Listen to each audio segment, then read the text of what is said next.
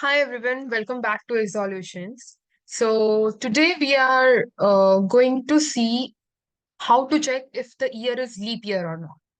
So this year in 2024, it's going to be leap year because there are 29 days in Friday. Sorry, 29 days in February. So let's start with this program. I'll explain this. So we have to define a function. We are giving the function name is leap year and the function takes a year as an argument. Next, we have to check the conditions. So we are going to use if else loop. If year is divisible by 4 and year is not divisible by 100. Okay, so these two conditions should be true. And And after that, there is an OR operator that we'll use to check if year is divisible by 400. So in a nutshell, the year should be divisible by 4 or 400, but not 100.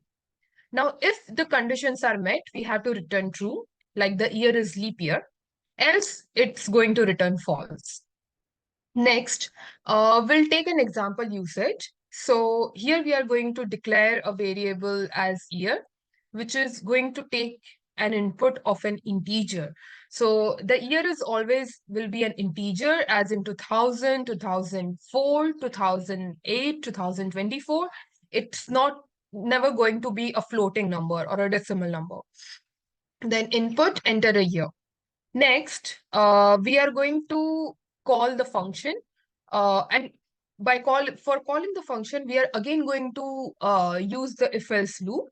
If the year is leap year, it's going to print that the year is leap year. Else, it's going to print the year is not the leap year.